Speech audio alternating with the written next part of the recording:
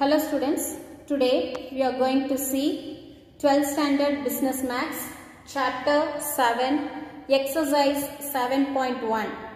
Let us see the 6th question.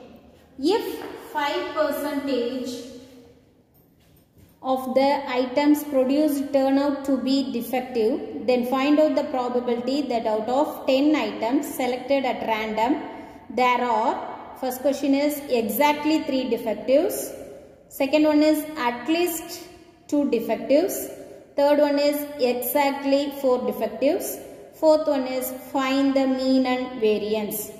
So let us see. Given that probability of getting defective item, what is the probability of getting defective item? Let us consider P. The formula, what is the formula? P of x is equal to NCX P power x, NCX P power x, Q power n minus x. So, this is the formula for natural numbers, that is n minus x. That is, x is equal to not natural numbers 0, 1, 2 up to n. So, first one, we want n, p and q. And what is x? We have to know that. How to know that according to the question? First one is p, defective item, probability of getting defective item. P is equal to 5%. So, let us consider this should be written as 5 by 100. So, that is equal to 5 by 100 is 0. Or otherwise you have to take it as 5 by 100 only means 0.05. No problem. You have to change it as 0.05. And what is 1 minus 0.05? Suppose Q. What is Q? 1 minus P. So that is equal to 1 minus 0.05. We will get the answer of 0.95. So what is Q? 0.95. What is P? 0.05. Now let us consider 10 items are selected. So we have to take it as, that is NCX 20 items. That question should be little change. Not 10 items, you have to change it into 20 items. So let us consider 20 items selected means, so you have to take it as n is equal to 20. And what is x? You have to select the x for the first question, exactly 3 defectives. Exactly 3 defective means you have to take it as p of exactly 3 defectives. So x is equal to 3. So p of first question is exactly 3 defectives. So exactly 3 defective means you have to take it as x is equal to 3. Now you have to substitute this one. So p of x, that is exactly 3 defectives. So that is equal to NCX means you have to take it as 20C, x is 3. So 20C3. And what is p? 0.05, the whole power x is 3. And 0.95 is q. And 0.95 the whole power 20 minus 3, we will get 17. Can you understand, students? Now you have to find out the values using calculator. You have to write 20 into 19 into 18 divided by, what is 20C3 meaning? 20 into 19 into 18 divided by 3 into 2 into 1. And we simplify 0.05, we will get 3 times we have, and we will multiply by 0.05 the whole cube into here 0.95 the whole power 17. How many times you have to multiply? 17 times. Finally, the result will be, the answer is 0.059. 0.059. So, using calculator, you have to find out this value and this value and this value. Final result will be 0.059. And then second question is, P at least 2 defectives. So, P of at least 2 defectives. So what is meaning of at least 2 defectives? That is, at least 2 defective means 2 or greater than 2. So let us consider, this should be considered as x greater than or equal to 2. At least means 2 or more. So you have to take x greater than or equal to 2. The number of terms is 20 items. So you are not possible to up to 20, it is too difficult. So you have to change into 1 minus, that is, this should be changed into 1 minus p of x less than 2. This is the meaning.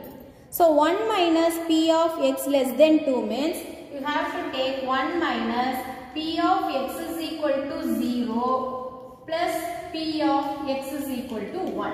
So here less than 2 means 0 and 1.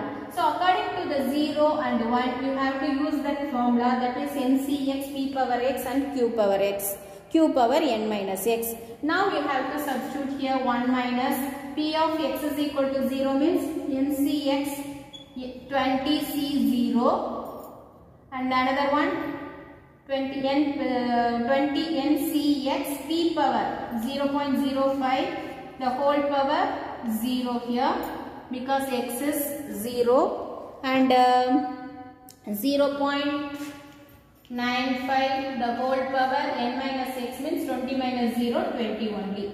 So next one is plus 20C1 and 0.05 the whole power 1 and 0.05 the whole power 20 minus 1 we will get 19. Can you understand? Now let us see the next step. If we simplify this one, we will get, first one is, this one is 1 and here also 1. This 20z0 value 1 only and anything power 0 also 1. So 0.95 the whole power 20 only for the first term. So 1 minus 0.95 the whole power 20 plus 20C1 value 20, here 20 into 0.05 the whole power 1, 0.05 into 0.95 you have to multiply by 19 times. And if we simplify this one, we will get 0. If we multiply this one up to 20 times and if we simplify this one and again you have to subtract by 1, we will get 0.0133. 0133 is the answer. The next question is exactly 4 defectives. So P of exactly 4 defectives. So P of x exactly means x is equal to 4 only. So what is the x is equal to 4? Exactly 4 means f of P of x is equal to 4. So that is equal to, you have to use the formula NCX p power x q power n minus x. So that is equal to 20C4 and 0.05 the whole power 4 and 0.95 the whole power n minus means 20 minus 4 that is 16. So that is equal to 20 into 20C4 means 20 into 19 into 18 into 17 divided by 4 into 3 into 2 into 1. Now you have to use the calculator. 0.05 the whole power 4 and 0.95 the whole power 16. And if we simplify, we will get the answer of 0.0133 is the answer for this next question. Then fourth one is find the mean and variance. Find the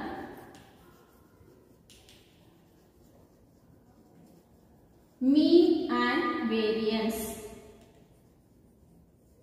So how to find out the mean and variance? That is, mean is equal to NP. Mean is equal to NP. And what is variance? Variance is equal to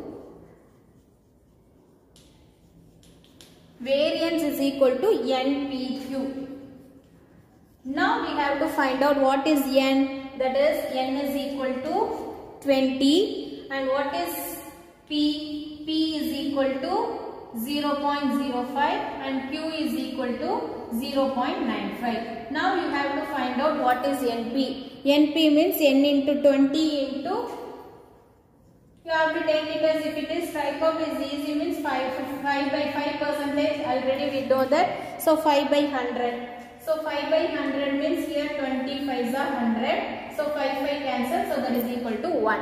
So what is the value for mean? Mean is equal to 1. And let us find out this one NPQ, that should be changed into, that is we have to find out NPQ means 20 into 5 by 100 into 5 by 100 means 0.95 means you have to take it as 95 by 100.